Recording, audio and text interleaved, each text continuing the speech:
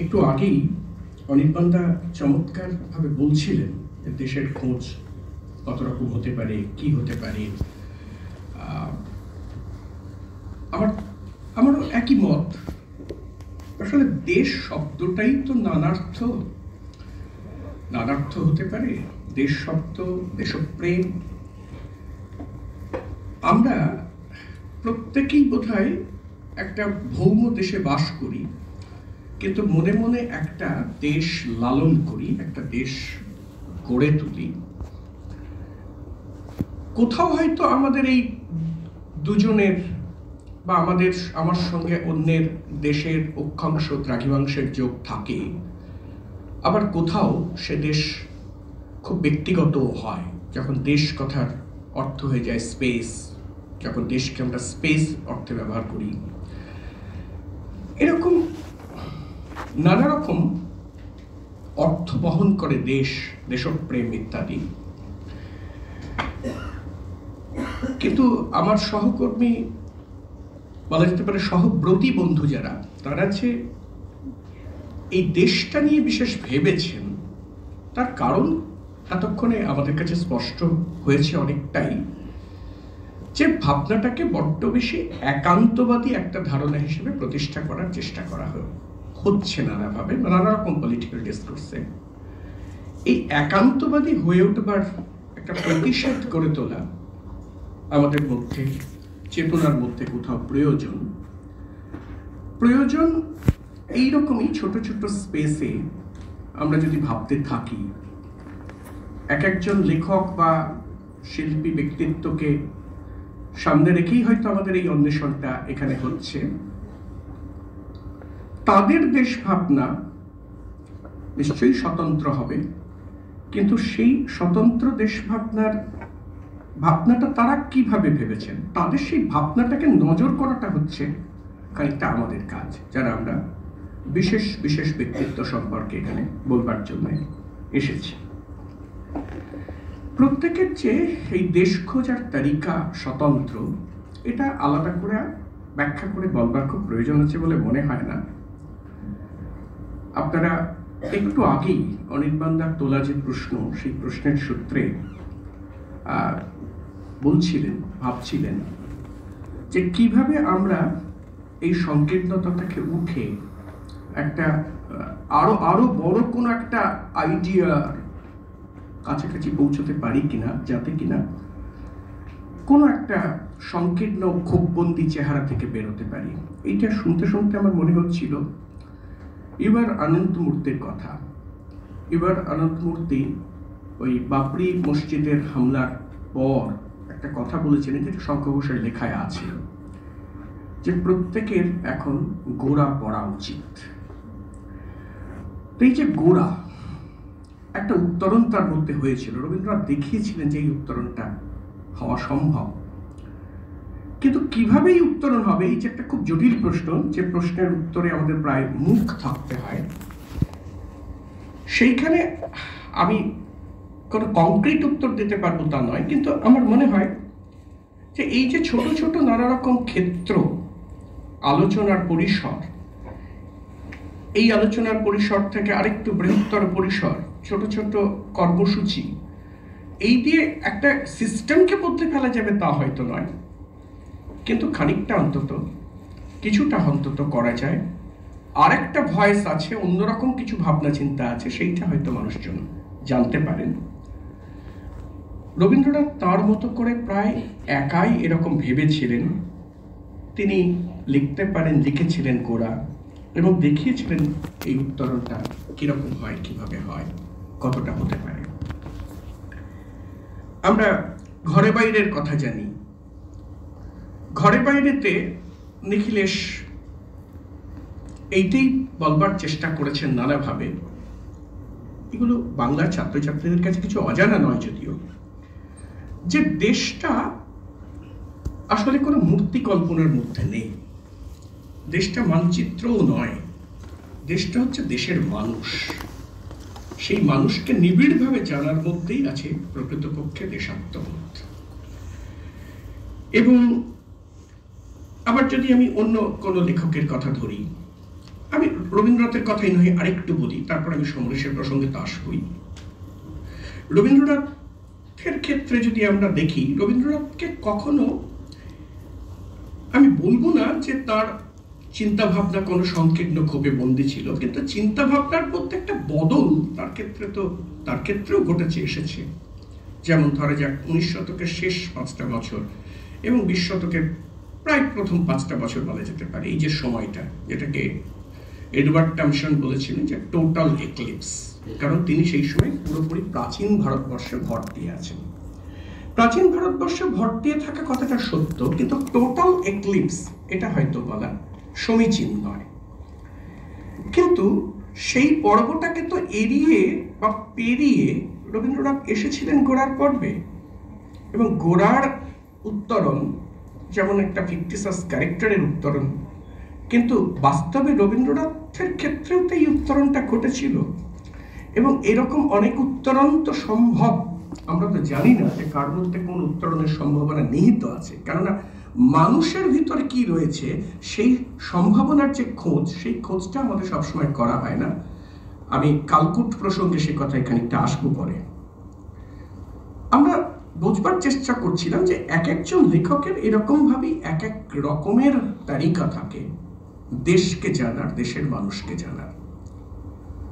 ছেলেমেয়েরা সতীনাথ ভাদুড়ীর কথা জানো, তিনি কিভাবে ওই কোট আনকোট প্রান্তিক মানুষগুলো ওই ঢোড়াইদের চেতনায় কেমন করে প্রতিশ্রিত হয়, রিফ্র্যাক্টেড হয়, আমি রিফ্লেক্টেড বলছি না, রিফ্র্যাক্টেড হয় গান্ধী বা সেই সময়ের রাজনীতি, সেটাকে প্রস্তুচ্ছেদ করে তিনি দেখিয়েছেন। তারাশঙ্কর যেভাবে কৌমজীবনের ভিতর দিয়ে অন্য একটা দেশ মাত্রা, অন্য একটা কালমাত্রাকে আমাদের সামনে উপস্থাপন করে দেখিয়েছেন। ফলে আমি আমার বক্তব্যটা শেষ পর্যন্ত দাঁড়াচ্ছে, এবং এখানে শেখরদা আছেন, শেখরদা নাটকের মানুষ। আমি সেলিম আলদিনের কথা বলতে চাইছি। সেলিম আলদিনের ক্ষেত্রে তার যে নাট্য প্রকল্প, সেই নাট্য প্রকল্পের ভিতর দিয়ে তিনি ওই মধ্যযুগের টেক্সট, তার ভিতর দিয়ে কেমন করে আমাদের থিয়েটারের রূপটা লুকোনো থাকতে পারে সেটাকে খুঁজে বের করছেন, এটাই তার একটা প্রজেক্ট। ফলে এই যে নানা জনের নানা রকম প্রজেক্ট, আমার বক্তব্যটা যে আমরা একই প্রজেক্ট হয়তো সবাই নিচ্ছি না, কিন্তু আমরা খুঁজছি কিছু। এই খোঁজাটা খুব জরুরি, এবং এই খোঁজাটার মধ্যে একটাই শর্ত হচ্ছে যে আমরা মন খুলে খুঁজবো, আমরা কোথাও সংকীর্ণ কোন একটা পরিগণ্ডির মধ্যে আবদ্ধ থেকে খুঁজবো না। এই একটা শর্ত হয়তো নিজের উপর নিজেই আরোপ করব এবং মনটাকে খুলে রাখবো। এইটুকু শুধুমাত্র আমি একদম গোড়াতে আমার মূল প্রসঙ্গে আসার আগে একটু বলতে চাইলাম, কারণ এই প্রশ্নগুলো নিয়ে অনেক কথা হয়ে গেল এই পর্যন্ত, এবং খুব পার্টিনেন্ট কোশ্চেন, কিন্তু আমরা সত্যি উত্তর জানি না। হয়তো এটা একটা উত্তর, অথবা হয়তো এটা কিছুই নয়।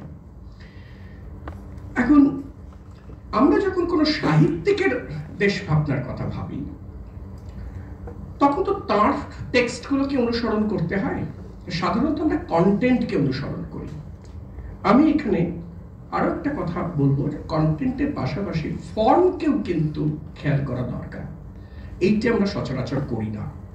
মানে তখন মার্কস প্রয়াত হয়েছেন, এঙ্গেলস এসেছেন, এঙ্গেলস আছেন। এঙ্গেলসকে মেরিং একটা চিঠি লিখেছিলেন এবং বলেছিলেন যে আপনারা ফর্মকে খুব নেগলেক্ট করেছেন। তখন সেটা এঙ্গেলস স্বীকার করেছিলেন না, ফর্মকে আরেকটু গুরুত্ব দেওয়া দরকার। পরবর্তীকালে টেরি গ্যালটন এরা ফর্মকে গুরুত্ব দিয়েছিলেন, কারণ ফর্মটা বোঝাও খুব জরুরি। কারণ তারাশঙ্করের যদি আমি দেশ চেতনার কথা ভাবতে যাই, তাহলে কিন্তু এই ফর্মের প্রশ্নটা ভীষণভাবে আসবে, এবং খানিকটা হয়তো কালকুট বা সমরেশের, বিশেষ করে কালকুটের ক্ষেত্রে এই একই কথা আসবে। যাই হোক, আমার উপর দায়িত্ব পড়েছে কালকুট সমরেশ নিয়ে কথা বলতে। এখন কালকুট সমরেশ নিয়ে কথা বলতে গেলে আমরা জানি কালকুট সমরেশেরই আরেকটা সত্তা, আরেকটা অনন্য সত্তা, পথিক সত্তা, ভ্রামণিক সত্তা। কিন্তু সেই কালকুটের কথা প্রথম বলবার কারণটা হলো যে সমরেশ বসু যেভাবে দেশকে খোঁজেন, সেই দেশ খোঁজার মধ্যে খুব স্পষ্টভাবে ভারত সন্ধান ব্যাপারটা যদি কোথাও আমরা পাই, সেটা কালকুটের লেখায় সবচেয়ে বেশি পাই। কেমন? আমি সব উপন্যাসের আলোচনা বা সব উপন্যাসের উল্লেখ করব না, করবার চেষ্টাও করব না, সমরেশেরও না, কালকুটেরও না, সেটা সম্ভব নয়। শুধু কয়েকটা প্রবণতা বোঝবার জন্য যতটুকু যে উপন্যাস লাগে আমি বিশেষভাবে অমৃত কুম্ভের সন্ধানের কথা উল্লেখ করব। আমি ছেলে মেয়েদের বিশেষ করে বলবো যে আমরা মনে মনে কালকুট হয়ে যাই, আমরা মনে মনে কালকুট হয়ে যাই, কালকুটের সহযাত্রী হয়ে যায় এবং কালকুটের সঙ্গে ওই প্রয়াগগামী ট্রেনের তৃতীয় শ্রেণীর কামরায় যদি উঠে পড়ি তাহলে কি দেখতে পাবো? এইটা দেখতে পাবো যে ওই ট্রেনটাই হচ্ছে একটা মিনি। আমরা এটাও দেখতে পাবো যে সেখানে একজন যক্ষা রোগী, তারও শেষ আর্তিটুকু হচ্ছে যে প্রয়াগে গিয়ে মৃত্যুবরণ করলে করবে, কিন্তু প্রয়াগে তাকে গিয়ে পৌঁছতে হবে। সেখানে ঝগড়াঝাটি আছে, সেখানে মেশামেশি আছে, সেখানে বাঙালি আছে, পাঞ্জাবি আছে, উৎকল বঙ্গ সব রয়েছে সেখানে। কেমন একটা ট্রেন চলেছে, একটা ট্রেন নয়, একটা ভারতবর্ষ চলেছে, একটা মিনি ভারতবর্ষ। আর শেষ পর্যন্ত সেই ট্রেনটা গিয়ে পৌঁছবে প্রয়াগে। কালকুট বহু জায়গায় বলে রাখেন, জানিয়ে রাখেন, জানান দিয়ে রাখেন যে মোটেই তার ধর্মকর্মে মতি নেই, এসব সে বিশ্বাস করে এমন নয়, কোনো সংস্কার তার নেই। তবু সে বারবার ছুটে যায় কেন? না, তার মধ্যে একটা অদম্য আকাঙ্ক্ষা রয়েছে মানুষ দেখার। এইটা আমার কাছে খুব গুরুত্বপূর্ণ, মানুষ দেখা। কারণ আমরা শুরু করেছিলাম যে আমরা দেশ বলতে মাটি বুঝি না, দেশ বলতে পলিটিক্যাল সায়েন্সের টার্মিনোলজিতে যাকে স্টেট বলে সেটাই শুধু বুঝি না। আমরা দেশ বলতে যেটা বুঝি সেটা কিন্তু একটা সজীব সত্তা, যাকে স্পর্শ করা যায়। নেশন স্টেটকে কিন্তু স্পর্শ করা যায় না, সেটা অনেক বিমূর্ত, কিন্তু দেশকে আমি স্পর্শ করি। আবার রবীন্দ্রনাথের কথা একটু মনে পড়ে যাচ্ছে, রবীন্দ্রনাথ কিভাবে মেলান। রবীন্দ্রনাথ আপনারা সবাই জানেন যে নেশন স্টেট, বিশেষ করে ন্যাশনালিজমের কট্টর সমালোচক, কিন্তু তাতে তার প্যাট্রিয়টিক হতে কোনো অসুবিধা হয়নি। কিন্তু তার প্যাট্রিয়টিজম কেমন, তার দেশপ্রেম কেমন? একটা গান খুব ব্যতিক্রমী এই অর্থে যে যখনই কোনো দেশাত্মবোধক গান হয় তখনই আমার দেশ সকল দেশের সেরা এটা বলবার চেষ্টা করা হয়। কিন্তু রবীন্দ্রনাথ ও আমার দেশের মাটি তোমার পরে ঠেকাই মাথাতে বলছেন তোমাতে বিশ্বময়ীর বিশ্বমায়ের অচল কথা। এই বিশ্বময়ী এবং বিশ্বমাকে যে জুড়ে দেওয়া, জুড়ে দিতে পারা, এইটা হলো আরেক রকমের দেশপ্রেম, আরেক রকমের প্যাট্রিয়টিজম। এই প্যাট্রিয়টিজম কখনো আক্রাসী হয় না, আধিপত্যকামী হয় না, এটা রবীন্দ্রনাথ আমাদের শিখিয়েছেন। তো এখানেও আমরা দেখব যে কালকুট মানুষ দেখতে যাচ্ছেন। প্রসঙ্গত মনে পড়ে যাচ্ছে বিভূতিভূষণের সত্যচরণকে। আমরা অনেক সময় ভুল করি যে আরণ্যক উপন্যাসটাকে এইভাবে সরিয়ে রাখি এই বলে যে ওটা তো প্রকৃতি প্রেমের উপন্যাস। কিন্তু আমি একটু লক্ষ্য করতে বলবো উপন্যাসের শুরুর কথাগুলো, যেখানে সত্যচরণ গড়ের মাঠে একটা উইয়ের ঢিবি দেখে, দেখতে দেখতে তার ওই বইহার লাভটুলিয়ার কথা মনে পড়ে যায় এবং সেখানে বলে এবং কত রকমের মানুষ দেখিয়াছে। ওই মানুষ এবং প্রকৃতির ছন্দ এইটা কিন্তু আরণ্যকে রয়েছে। এইটাকে যদি আমি বিস্তৃত হই তাহলে কিন্তু আরণ্যক পাঠ এবং বিভূতিভূষণ পাঠে কোথাও একটা সমস্যা তৈরি হবে। তা এই মানুষ দেখা একটা নেশার মতো, মানুষ দেখা মানে আসলে এই যে আমাদের বিদ্যায়তনিক অভ্যাসে সমরেশ সম্পর্কে আমাদের কিরকম ধারণা? সমরেশ সম্পর্কে অত্যন্ত প্রগতিশীল মুক্ত বুদ্ধির মানুষ আদাব লিখেছেন। সমরেশ অত্যন্ত বৈপ্লবিক বলা যেতে পারে, তিনি বিবর প্রজাপতি লিখেছেন। আবার কেউ বলবেন সমরেশ ওই তো বাউলিয়া, জাত বাউল, কোথায় পাবো তারে লিখেছেন। কেমন আসলে এইটাকে তিনটে আলাদা সত্তা, নাকি এই তিনটে সত্তার মধ্যে কোনো যোগ আছে? কোনো একটা কেন্দ্রীয় যোগ থাকতে হবে তা আমি দাবি করছি না, কিন্তু আছে কিনা সেইটা ভেবে দেখা দরকার আছে।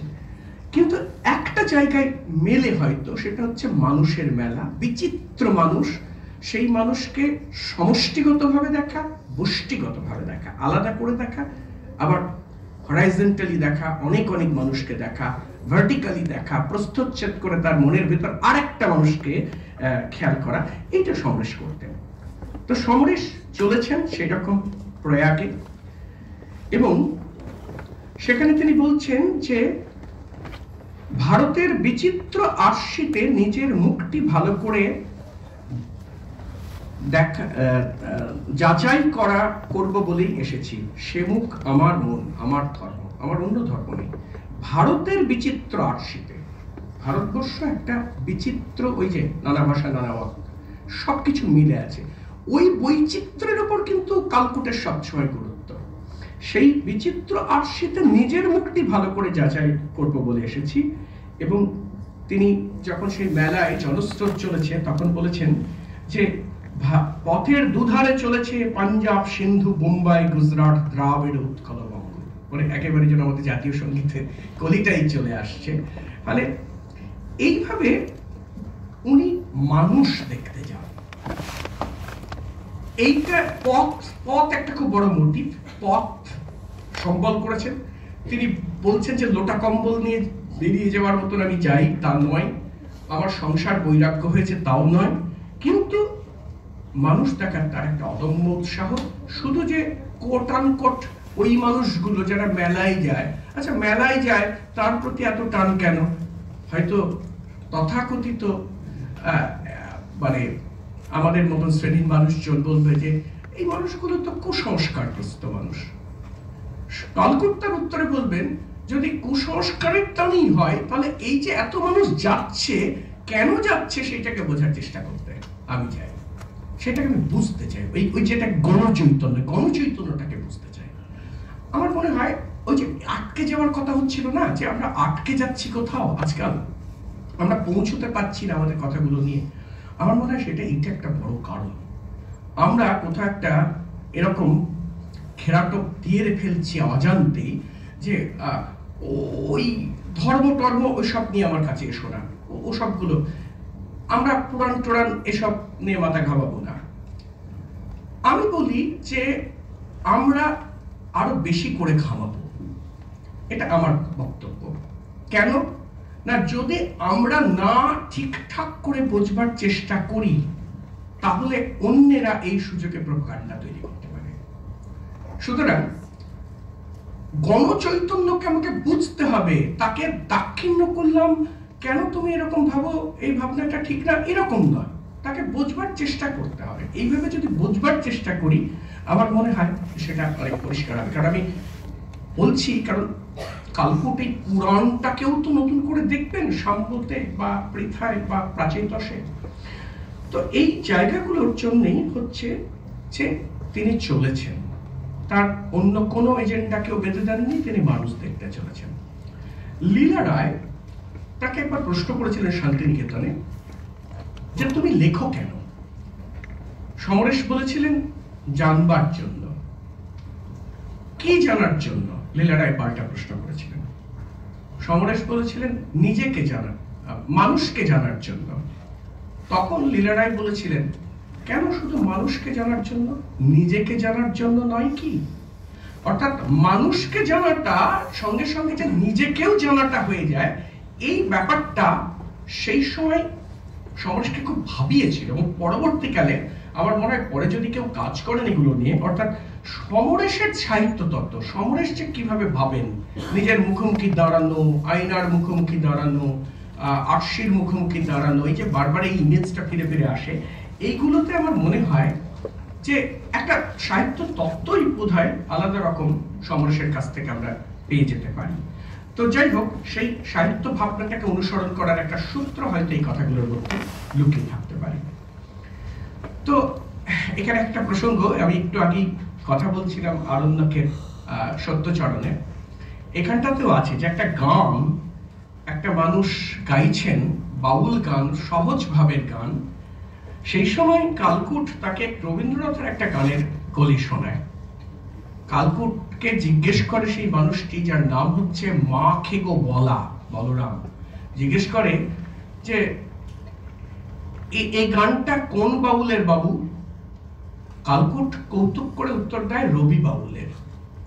তখন সে বলে রবি বাউল কোন দেশে থাকে, মানে তিনি কোথায় থাকেন আর কি। আমার কেমন মনে হলো যে এই দেশেই সেই মানুষটা অনেক গভীর ভাবের কথা পরে বলবে, কিন্তু এই মানুষটা এই দেশের একজন মানুষ, সে কিন্তু রবীন্দ্রনাথের নাম জানে না, রবি ঠাকুরকে জানে না।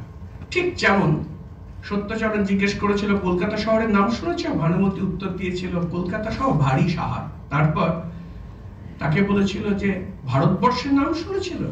ভানুমতি উত্তর দিয়েছিল ভারতবর্ষ কোন দিকে? অর্থাৎ এই যে একটা ভারতবর্ষ আর একটা ইন্ডিয়া, এই যে ভাগ হয়ে আছে, এটা তো বাস্তব। হ্যাঁ, এই দুটোর মধ্যে তো সংযোগটাই তৈরি হয়নি। এই সংযোগটা তৈরি করাও তো একটা খুব জরুরি একটা কাজ আমাদের ছিল। ফলে এই বেজোড়গুলো থাকবার পর আমরা হঠাৎ করে উপর থেকে অন্য কোনো একটা জোরের প্রত্যাশা যদি করতে যাই, তাহলে সবগুলো হয়তো খুবই খুবই মিলবে না। আমাদের গোড়া থেকে জোর বা সংযোগ, এই সংযোগ প্রত্যেকটা পর্যায়ে, আমি বলবো আণবিক পর্যায় থেকে এইটি গড়ে তোলাটা খুব জরুরি। এইভাবে যোগ গড়ে উঠলে হয়তো এক সময় এই যে যোগের কথাটা আমরা বলছি, সেই যোগটা গড়ে উঠতেও পারে। তো যাই হোক, এই একটা জিনিস। এখন এই যে একটা অমৃত কুম্ভের সন্ধানে, এই অমৃত কুম্ভের সন্ধানে সূত্রে বা অমৃত কুম্ভের সন্ধানে প্রসঙ্গে কালকুট অন্য জায়গাতেও নানা রকম উত্তর দিয়েছিলেন যে কেন তার অমৃত কুম্ভের সন্ধানে। আমরা মাঝে মাঝে মনে হয়েছে যে এটা কি নেহাত একটা হিউম্যানিজম, এর মধ্যে কি ঝিকিয়ে উঠছে গান্ধী, রবীন্দ্রনাথ, মার্কসের কোনো কোনো মতবাদ ইত্যাদি। কারণ সমরেশের চেতনার মধ্যে যেটা পায় সেটা হিউম্যানিজম তো বটে, কিন্তু হিউম্যানিজম এমন একটা টার্ম যা দিয়ে কিছুই বোঝায় না, আবার সব বোঝায়, এরকম আর কি, খুব অস্পষ্ট। ফলে সমরেশের চেতনার ভাবনার মধ্যে কি রবীন্দ্রনাথ আছেন, তার মধ্যে কি গান্ধী আছেন ইত্যাদি। সত্যজিৎ সরোজ বন্দ্যোপাধ্যায় বলেছিলেন না, সমরেশবাদ, ওটা আলাদা করে গান্ধী, রবীন্দ্রনাথ, সমরেশের মধ্যে খোঁজবার প্রয়োজন নেই, সত্যিই প্রয়োজন নেই। কারণ সমরেশের লেখার মধ্যে গান্ধীকে নিয়েও অনেক জিজ্ঞাসা আছে, এবং গান্ধীর সূত্রে তিন পুরুষ বা ওই শ্রীমতী কাফে, তাতে আবার আরেক রকমের ভারতবর্ষের খোঁজও কিন্তু পাওয়া যায়। তো যাই হোক, সেহেন সমরেশ, যিনি এককালে কমিউনিস্ট পার্টির সদস্য ছিলেন, তিনি এই প্রশ্নের মুখোমুখি মাঝে মাঝে হতেন যে তিনি কেন অমৃত কুম্ভে যান, কেন এখানে ওখানে চলে যান। অমৃত বিষের পাত্র বলে আরেকটি উপন্যাসে সমরেশ বলছেন, মানে কালকুট লিখছেন, সেই কবে গিয়েছিলাম একবার ভারত দর্শনে, বাস্তবপন্থী বন্ধু বান্ধবদের বোঝাতে পারিনি ওটা ঈশ্বর সন্ধানে যাত্রা নয়, তীর্থ বলা যায় বটে। আমার কেন মনে হয় রবীন্দ্রনাথ যে অর্থে রাশিয়া ভ্রমণকে তীর্থ বলেছিলেন, তীর্থ বলা যায় বটে, কারণ আমি গিয়েছিলাম ভারত দর্শনে। না, অকারণে আমার ঝোলা হাতরে কোনো দার্শনিকতা আবিষ্কারের চেষ্টা করো না, বৃথায় যাবে। এমনকি ইতিহাসের তত্ত্ব তালাশেও যাইনি। বড় কথা বলবো না যে ভারত আত্মার খোঁজে গিয়েছিলাম, ভারতের আত্মা যে কোথায় বিরাজে আজ তক ধ্যানে জ্ঞানে তার হদিশ পাইনি, পেলে সেখানে লুটিয়ে পড়ে থাকতাম। আপনার দিকের আন্তর্জাতিকতা চেতনায়, আপনার দিকের আন্তর্জাতিকতা চেতনায় ঠিক লাগলো কি? লাগলে মার্জনা করবেন, একটু ঠেস দিয়ে বলা। তা এইভাবেই বারবার তিনি ব্যাখ্যাও দেন যে কেন তিনি যান, কোথায় যান। বলেন আমার ভারত দর্শন সহজ ভাবের বিষয়। কেন আমি মেলায় যাই, তা আমি মেলার মধ্যে গোটা ভারতবর্ষটাকে পাই। কচি শিশুটিকে কোথায় তুমি পূর্ণভাবে দেখতে পাবে? মায়ের কোলে। শিশুর হাসি, কান্না, খুনসুটি সে যেমন মায়ের কোলে পূর্ণরূপে বিরাজ করে, প্রয়াগের সঙ্গমের কোলে তেমনি আবার ভারত দর্শন হয়েছিল। তো এইরকম এবার মেলার কথা এলেই আমরা তাত্ত্বিকেরা অনেক সময় কার্নিভালেস ইত্যাদি ইত্যাদি নিয়ে আসি। আমি তত্ত্বের মানুষ নই, কিন্তু আমার মনে হয় যে আমার কাছে মেলা হলো একটা বহুস্বরিকতা। মেলার মধ্যে বহুস্বর শুনতে পাই, মেলার মধ্যে একটা সহজতা, স্বাভাবিকতা এটা থাকে, মুক্ত হয় স্বর, এইটুকুই। কিন্তু কার্নিভালেস বললে তার সঙ্গে যে একটা ওই লেন্টের আগে যেটা করা হতো অ্যাশই টেস্টের আগের সন্ধ্যায়, সেই জিনিসটা তার মধ্যে একটা হুল্লোড়ে আমোদ, ঠিক সেই জিনিসটা হয়তো আমাদের মেলা কনসেপ্টের মধ্যে নয়।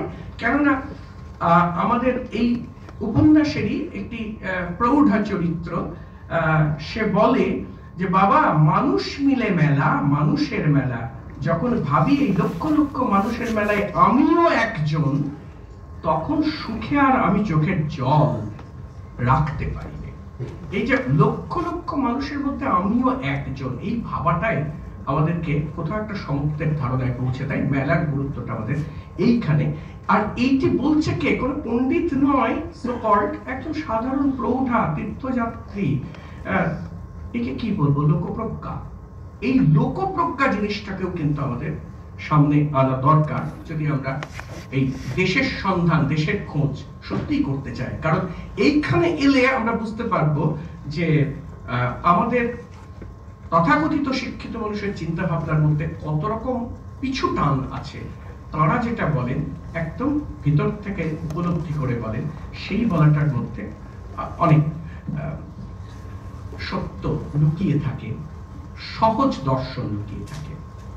যাই হোক, এখন আদি অন্ত এই মানুষে, এই মানুষের খোঁজ কালকুট করতেন। আগেই বলেছি সমষ্টি মানুষের খোঁজ, ব্যক্তি মানুষের খোঁজ।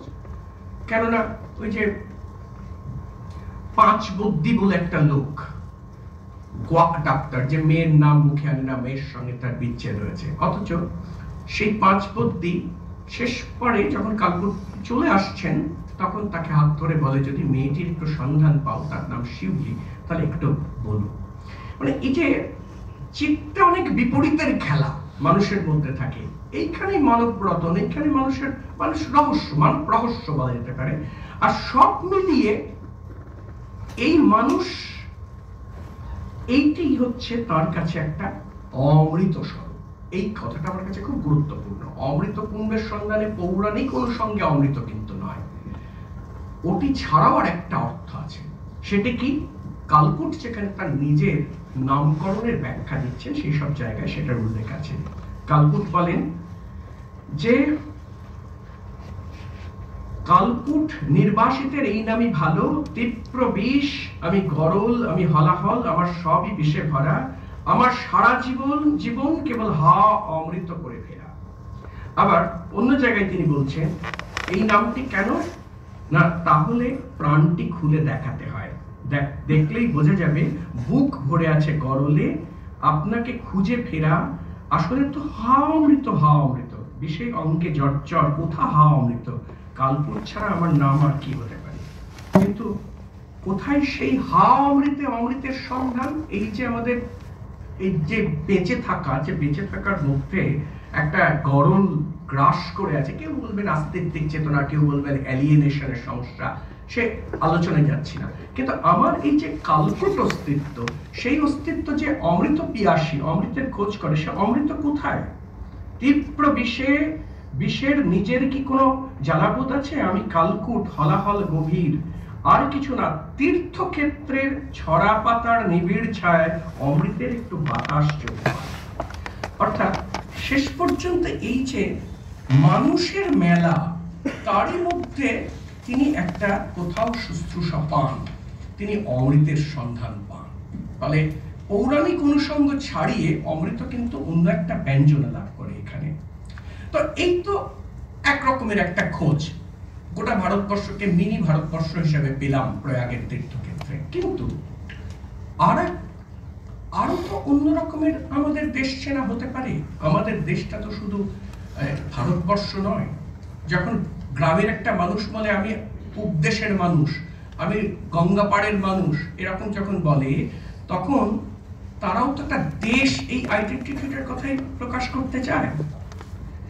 এই যে ছোট ছোট ছোট ছোট মৃত্তিকা কণা বা মৃত্তিকা খণ্ড, ভূখণ্ড, যার সঙ্গে আমার নিবিড় পরিচয়, সেই রকম একটা দেশ হচ্ছে ঘরের কাছে আরশিনগর। মানে এরকম একটা এই জাতীয় ছোট ছোট ভূখণ্ডের খুব প্রখ্যাত তীর্থস্থান নয়, তার কথা আছে ঘরের কাছে আরশিনগরের মধ্যে। এবং সেখানে কালকুট এই বলে সমালোচনা করেন যে ভারতবর্ষের বড় বড় শহর দেখেই যারা ভারতবর্ষের আদি অন্ত বলতে পারে, তাদের কথা আলাদা। আমি সেই গোত্রের ভ্রামণিক নই, আমি এই বাঁশবেড়িয়া যাচ্ছি, এই আরেকটা কোথাও যাচ্ছি, মেমারি যাচ্ছি, মেমারির পাশে একটা গ্রাম সেখানে যাচ্ছি, ওখান থেকে যাচ্ছি হচ্ছে মালাধর বসুর কুলিন গ্রাম। আমার এই পর্যটনও অনেক, এবং এখানেও আমি কিছু কম পাই না। ওই যে হেঁটে দেখতে শিখুন, এই হেঁটে দেখতে হবে। আমি যত চলবো পথে পথে, তখন ওই চলার সঙ্গে সঙ্গে কিন্তু ওই মাটির ক্রিয়ায়, ওই চলার ছন্দে আমার ভিতরের যে অস্তিত্বের কাঠামো, সেই অস্তিত্বের কাঠামোতে একটা ভাঙচুর হয় এবং অস্তিত্ব গড়ে গড়ে ওঠে। সেইটাই কালকুট করতে থাকেন। ফলে তিনি এরকম অনেক জায়গায় যান, এবং সেগুলো সবই প্রখ্যাত জায়গা তা নয়। এমনকি খুব অ্যারিস্টোক্রেট, সো কল্ড অ্যারিস্টোক্রেট একটা জায়গা, মানে তিনি রাজধানী এক্সপ্রেসের প্রথম শ্রেণীতে যাচ্ছেন, এটাও আছে। এইটাও কিন্তু একটা খুব সহজতা। মানে আমি যদি রাজধানী এক্সপ্রেস ছাড়া না চড়তে পারি, আমি যদি না দেখি যে বনগা লোকালে মানুষ কিভাবে ঝুলতে ঝুলতে যায়, তাহলে কিন্তু আমার দেশ দেখা হয় না। দুটো অভিজ্ঞতা আমার হয়তো দরকার। কালকুটের কিন্তু এই বাজ বিচার নেই। কালকুট, এই যে অমৃত বিষের পাত্র বা এরকম আর কিছু উপন্যাস আছে, সেখানে আমরা দেখেছি রাজধানী এক্সপ্রেসে যাচ্ছেন, তিনি স্বেচ্ছা নির্বাসন নেবেন। স্বেচ্ছা নির্বাসন নেবেন বলে গেছেন, কিন্তু স্বেচ্ছা নির্বাসন তো হয় না, গল্প তো তাকে টেনে আনবি। তা সেখানে তিনি গেছেন হিপি হিপিনিদের একটা ডেরায়। এই হিপি হিপিনিদের ডেরার মধ্যেও তিনি দেখতে পাচ্ছেন যে তাদের একটা অন্য জীবন, অন্যরকম, বাকি ভারতের থেকে সম্পূর্ণ আলাদা। কিন্তু তবুও তাদের মধ্যে রঞ্জিতা বলে একটি মেয়ে, এটাও কালকুটের গল্পে খুব লক্ষ্য করা যায়। শেষ পর্যন্ত একটি মেয়ে আসে এবং সেই মেয়েটি, তার ভিতর বুক ভরা ভালোবাসা থাকে। অন্যরকম ভাবে তাকে দেখছিলাম, তাকে অন্য আরেকভাবে আবিষ্কার করলাম, এই জিনিসটা খুব হতে থাকে। তো এইরকম ভাবে আমরা আরো কিছু উপন্যাস পাই। আর কি পাই, এখানেও দেখি একটা ক্রিটিক কালকুট তৈরি করেন।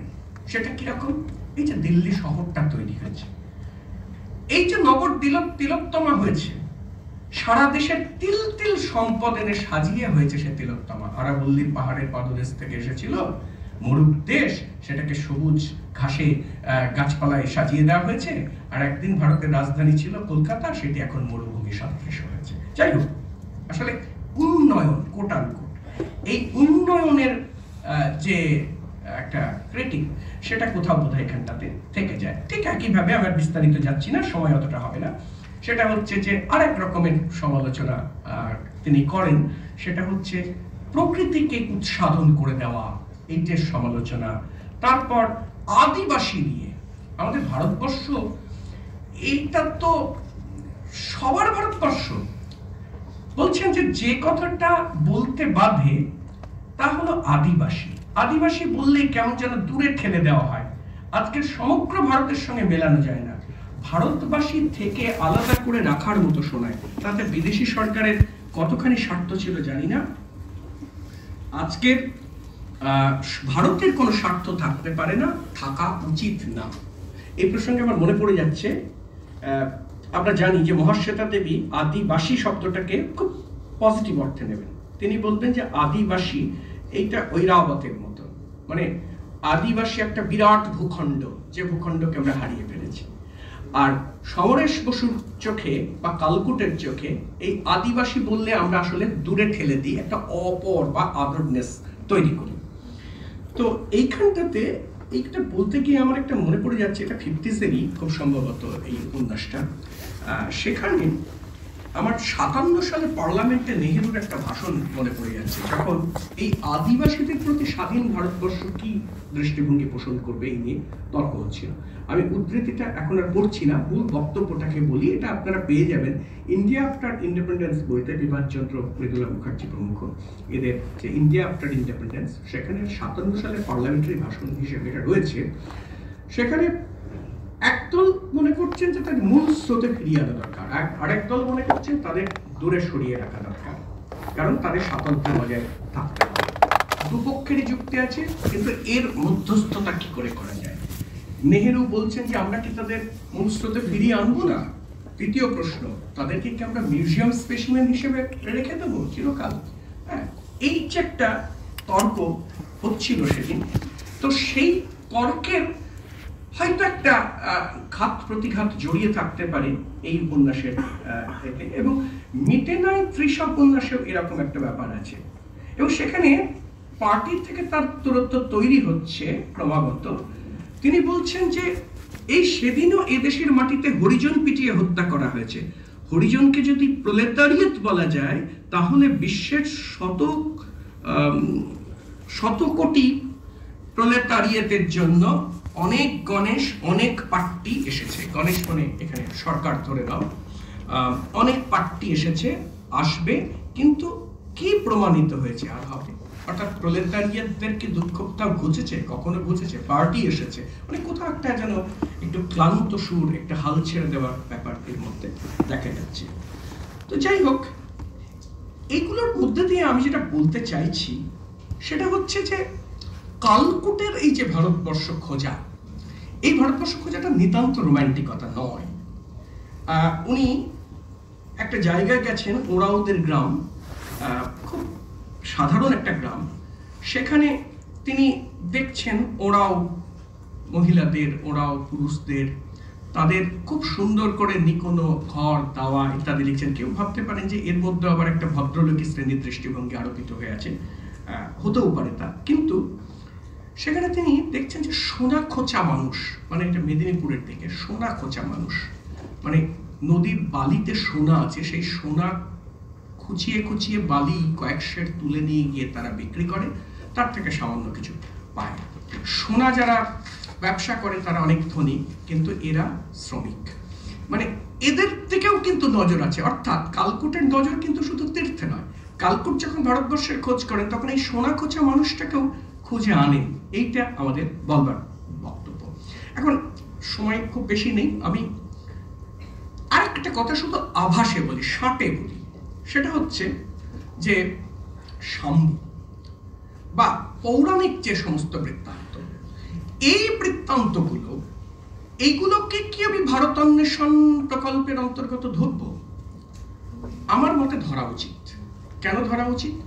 কারণ আমি দেশমাত্রায় এতক্ষণ ভারতবর্ষকে দেখছিলাম, আর একটা ভারতবর্ষ আছে কালমাত্রার ভারতবর্ষ। এখন এই কালমাত্রার ভারতবর্ষটা, সেইটা খুঁজতে গিয়ে সমরেশ বসু তথা কালকুট, তাকে তৈরি করে নিতে হচ্ছে নিজস্ব একটা পৌরাণিক প্রকল্প। কিভাবে তিনি পুরাণকে গ্রহণ করবেন, পুরাণকে তিনি কার্যত কি মনে করছেন, মোদ্দা কথাটা হচ্ছে পুরাণকে তিনি ইতিহাস হিসেবে দেখছেন। এই দেখাটাতে আমাদের একটু আপত্তি থাকতে পারে, কারণ পুরাণকে ইতিহাস হিসেবে প্রতিপন্ন করার ফল আমরা অনেক সময় দেখেছি খুব মারাত্মক হয়। দ্বিতীয় কথা হচ্ছে, তিনি বলছেন যে সুত বর্ণিত যে পুরাণ কথা, সে খুব নৈর্ভৌক্তিক ইতিহাস। এই কথাটা নিয়ে আমাদের বিতর্ক থাকতে পারে। শুধু পুরাণের কথা জাল এড়িয়ে তাকে যুক্তিসহ ধরবার একটা চেষ্টা, প্রাচীন ভারতবর্ষ প্রকল্প এ রবীন্দ্রনাথেরও ছিল, আগেই বলেছি। অনেক সময় আমরা ইউটোপিয়ার মতো ইউক্রাউনিয়ার একটা কথাও বলে থাকি, অর্থাৎ একটা না কোথাও নেই এমন দেশ মানে সব পেয়েছির দেশ, তেমনি কোথাও ছিল না এমন সময় মানে হচ্ছে সব ছিল এমন একটা সময়, সুবর্ণ যুগ। এভাবে আমরা তো পুরাণ টুরানকে রামরাজ্য ইত্যাদি বলে টলে থাকি। ফলে এইটাতে একটা বিপদ আছে। কিন্তু আমি এটাকে অন্যভাবে দেখি, যে এইখানে একটা জায়গা আছে যেখানটাতে দেখা যাচ্ছে যে সাম্বে, এটা সাম্বে নয়, অমৃতকুম্ভের সন্ধানেতেই আছে, যেখানে ওই অমৃতকুম্ভের কথা প্রসঙ্গে কালকুটের মনে হচ্ছে এই পথে রাম ছিলেন, এই পথে লক্ষণ গেছেন, এই পথে গৌতম বুদ্ধ গেছেন। এই যে পুরাণের একটা চরিত্র এবং ইতিহাসের চরিত্র, গৌতম বুদ্ধ বা হিউয়েনসাং, সমান মাপে মেপে দেওয়া, এইটা করবার চেষ্টা করছেন। এটাকে আমি কিভাবে ব্যাখ্যা করব? আমার মনে হয় যে এইটার ব্যাখ্যা হচ্ছে যে আমাদের যে গণচৈতন্য, সেই গণচৈতন্যে মিথ আর ইতিহাসের একটা অদ্ভুত ধরনের মেলামেশা আছে। তারা মিথের মধ্যেই বাস করে, তারা মিথ ইনভেন্ট করে না। এই কথাটা আমার নয়, এই কথাটা হচ্ছে ইয়ং এটা লিখেছেন, বলেছেন দ্য আনকনসাস অ্যান্ড দ্য আর্কিটাইপস, এই প্রবন্ধের মধ্যে এই কথাটা উল্লেখ আছে।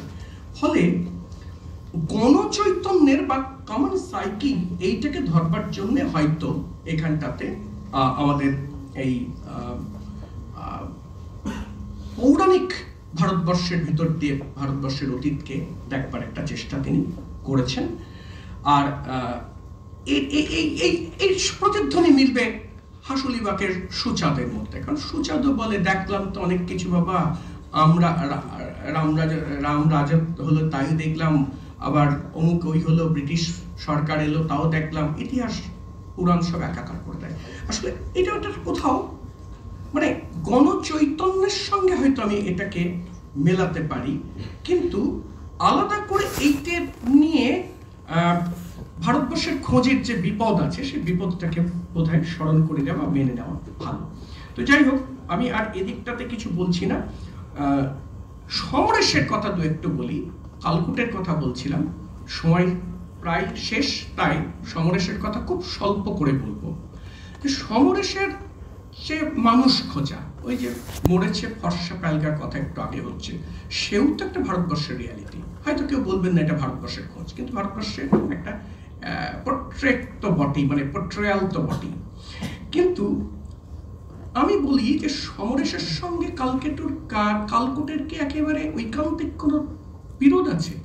কারণ ধরা যাক উত্তরঙ্গ উপন্যাসে একটা কথা আমাকে খুব স্ট্রাইক করে, যে একটি কথা স্মরণ না করে পাচ্ছি না, আমার কমিউনিস্ট মতবাদের মধ্যে কখনো স্বাদেশিকতা বোধ ছিল না। উত্তরঙ্গ উপন্যাসে প্রথম জন্ম নিয়েছিল আমার স্বাদেশিকতা। উত্তরঙ্গ উপন্যাস সে তো একদম জেলে বসে লেখা উপন্যাস, সেখানে স্বাদেশিকতা বোধ, এই স্বাদেশিকতা যেহেতু আমাদের খোঁজটা দেশের, ফলে এইটা আমাকে ভাবায়। এবং আমি দেখুন কি এই স্বাদেশিকতা, আমি একটা জিনিস খুঁজে পাই, সেটা হচ্ছে যে উত্তরঙ্গ বলুন, জগদ্দল বলুন, চুপচুপ জিয়ে বলুন, সব উপন্যাসে, এবং গঙ্গা তো বটেই, সবগুলোর মধ্যে একটা সেন্ট্রাল মানে কি বলবো, মোটিভ বলবো না, কিন্তু খুব সূত্র বলতে পারি একটা, সেটা হচ্ছে গঙ্গা। এখন এই যে গঙ্গা, এই ব্যাপারটা আমাকে ভাবায় যে সমরেশের মনের মধ্যে গঙ্গা, এই যার নিরন্তর প্রবহমানতায় তিনি বিশ্বাস করেন বলেছিলেন, সেই গঙ্গাটা ঠিক কিরকম ভাবে কাজ করে। রাম বসু বলেছিলেন যে তিনি গঙ্গার ভীষণ অবসেসড ছিলেন, তিনি গঙ্গায় স্নান করতে নামলে উঠতেন না। আমি জানি না অমৃত কুম্ভের সন্ধানে সেই টানো কিনা, আর একটা অন্যতম কারণ কিনা, কিন্তু এই যে গঙ্গার এই অবসেশন, সেইটা আমাকে ভাবায় গঙ্গাতে উচ্চতর দর্শনও আছে ঠিকই, কিন্তু আমার একটা অন্য কথাই সূত্রে মনে পড়ছে, মানে কালকুট তথা সমরেশ বসুর মনের গড়ন বোঝার জন্য, সেটা হচ্ছে যে আর্নেস্ট রিস রবীন্দ্রনাথের জীবনী লিখেছিলেন। আসলে আর্নেস্ট রিস রবীন্দ্রনাথকে উপলক্ষ করে বুঝবার চেষ্টা করছিলেন ভারতীয় সংস্কৃতি, এবং এটা বুঝতে গিয়ে তিনি তুলনা করছিলেন, করে বলছেন যে কি ইন্টারেস্টিং ব্যাপার দেখো, যে ভারতীয়রা মরবার সময়, আসলে কথাটা ভারতীয় হিন্দুরা মরবার সময় মুখে এক বিন্দু গঙ্গা জল প্রত্যাশা করে। তারপরে কৌতুক করে বলছেন, fancy an Englishman languishing for a drop of Thames water on his deathbed. কখনোই করবে না। আমার কাছে এই যে সজীব সত্তা, ভারতীয় চেতনার যে গঙ্গার একটা সজীবতা ইত্যাদি, তো সেইটার জন্য কি গঙ্গা আর কথা এতবার আসে, এটাই নয়, এটাও কি একটা বড় কারণ? আবার তার মধ্যে একটা নৈর্ব্যক্তিকতাও ছিল, তা নইলে অন্য একটা উপন্যাসে, সেটা কালকুটের নামে, যেখানে তিনি বাঁশবেড়ে ভ্রমণের কথা বলছেন, সেখানটাতে গিয়ে তিনি এই সমালোচনা করতে পারতেন না যে গঙ্গার জল দূষিত হয়ে গেছে, ও আর পবিত্র নেই। মানে এই দুটোকেই মেলাতে হয়। মেলানোর কারণটা কি, মেলানোর প্রয়োজনটা কোথায়? এইটা না হলে, অর্থাৎ তার মনের মধ্যে ভারতবর্ষের ছাঁচটা কেমন, যাকে নিয়ে আমি কথা বলছি, তার মনের মধ্যে ভারতবর্ষের ছাঁচটা কেমন, এটা না জানতে পারলে তার খোঁজ হয় না। শেষ কথা যেটা একটু আবার সাঁটে বলবো, সেটা হচ্ছে যে প্রকরণগত দিক নিয়ে আমরা কিন্তু আলোচনা করি না, কিন্তু সেখানেও একটা কাঠামো থাকতে পারে যেটা ভীষণ রকম ভারতীয় কাঠামো বলে প্রতিষ্ঠিত। তারাশঙ্করের এই বিষয়টা নিয়ে প্রদ্যুম্ন ভট্টাচার্য অসাধারণ সব আলোচনা করেছেন, আমি সেদিকে যাচ্ছি না, দেবেশ রায়ও কিছু কিছু করেছেন।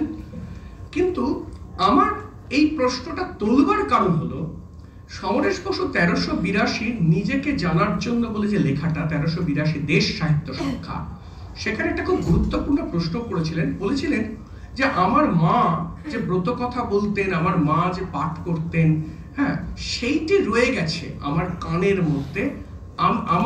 আমার যদি কেউ সাহিত্যের গুরু হন তাহলে তিনি আমার মা, কারণ তিনি ঢাকাইয়া ভাষায় যেমন করে পাঠ করতেন সেটা আমার কানে বাজে। এখন আমাদের কোনো প্রশ্ন জাগে, আচ্ছা কোথায় তারাশঙ্করে বুঝি ফর্মের দিক থেকে একটা সোকল্ড এখন বলা হচ্ছে দেশজ কাঠামো ইত্যাদি, সেটা না হয় পাই, কিন্তু কোথায় সমরেশের লেখার মধ্যে সেই জিনিসটা আছে? এইটা বলতে বলতে দেখছি যে সরোজবাবুও বলছেন যে কোথাও একটা রূপকথার প্যাটার্ন কাজ করে, মানে যদি আমরা আখ্যানের কাঠামোগত দিক থেকে আলোচনা করি, যে খুব বিবর্ণ স্বাভাবিক দৈনন্দিন জীবন, সেখান থেকে বাইরে থেকে একটা বড় আঘাত এলো, ধাক্কা এলো, সমস্ত বিষয়টা নড়ে উঠলো, একটা রূপকথার প্যাটার্ন তিনি এর মধ্যে দেখতে পেয়েছেন, সেটা তার কথা। কিন্তু আমি অন্তত কালকুটের কাহিনীগুলোর মধ্যে একটা লক্ষণ, কতগুলো লক্ষণ পাই। যেমন দেখবেন তারাশঙ্করের যেমন বড্ড এলায়িত হয়, কারণ একটা এপিক ক্যারেক্টার, আমাদের কথকথার একটা বড় ধরন আছে ছড়িয়ে বলা।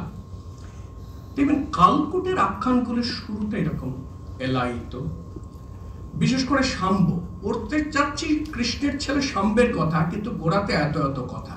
মাঝে মাঝেই কথককে বলতে হয় খেই হারালাম নাকি, এই যে খেই হারালাম নাকি বারবার বলা, এই যে ছড়িয়ে বলা, এলিয়ে যেতে থাকা, এইটা আমার মনে হয় যে কোথাও তার আখ্যান গড়বার ক্ষেত্রে তার চেতনাতে এইটা একটা উপাদান হিসেবে কাজ করে।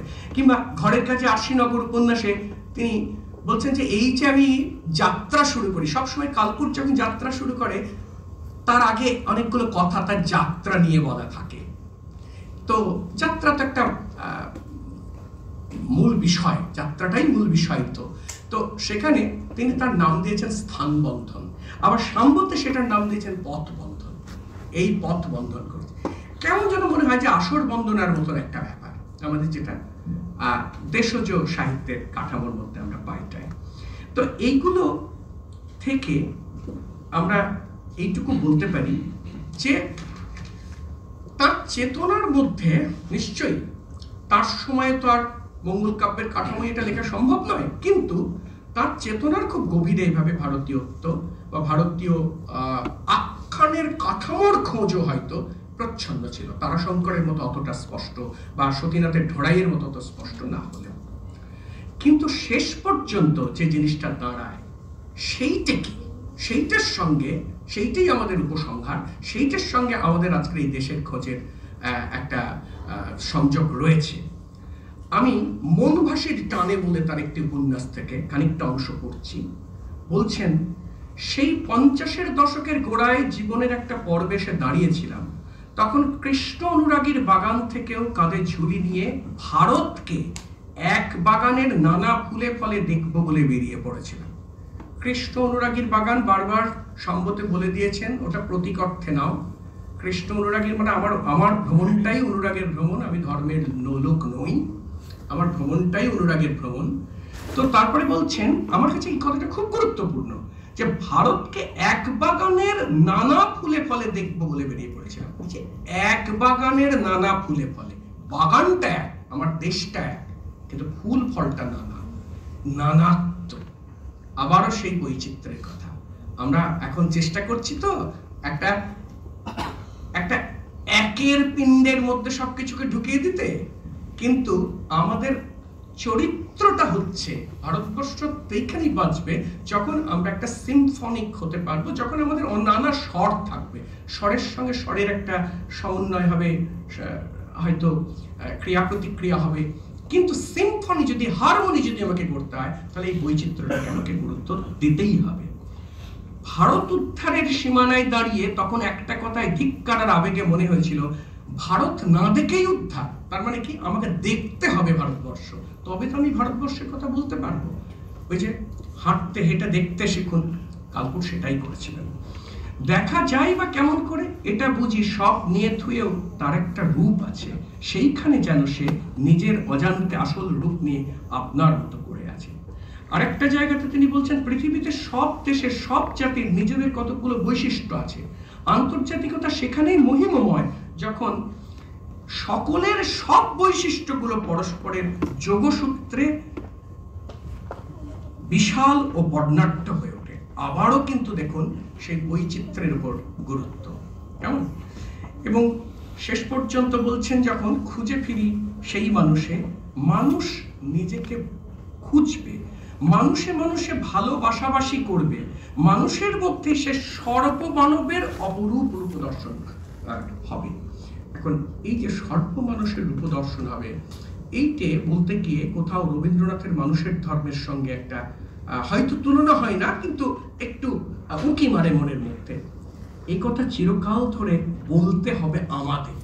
আসলে আমি এই কথাটাকে খুঁজে নিলাম, বেছে নিলাম এই কারণে, কারণ আমাদের যে প্রশ্ন দিয়ে শুরু করেছিলেন আমাদের আজকের সূচক বক্তা অনির্বাণদা, যেটা দিয়ে শুরু করেছিলেন, যার সূত্রে এই কথাগুলো উঠে এলো, অনেকগুলো প্রশ্ন, খুব গুরুত্বপূর্ণ প্রশ্ন ছেলেমেয়েদের কাছ থেকে উঠে এলো, সেই জায়গাটা তার একটা উত্তর কোথাও একটা সমরেশও দিয়ে রেখেছিলেন। কি বলছিলেন? যে এই কথা চিরদিন ধরে বলতে হবে আমাদের। যাদবপুর বিশ্ববিদ্যালয় সেরকমই এই আমাদের সকলের হয়ে বলবার একটা অবকাশ এখানে তৈরি করে দিয়েছে। তার শরিক হতে পেরে আমার ভালো লাগলো। আমি শুধু এইটাই বলে যাব, আবার উচ্চারণ করব, যে এই কথা চিরদিন ধরে বলতে হবে আমাদেরই, যে মানুষে মানুষে ভালোবাসা আকাশে করবে, মানুষের মধ্যে সে সর্বমানুষের অপরূপ রূপদর্শন। এবং এইভাবেই কিন্তু আমরা শেষ পর্যন্ত পেয়ে যাব ওই মানুষের ভিতর দিয়ে আমার দেশকে।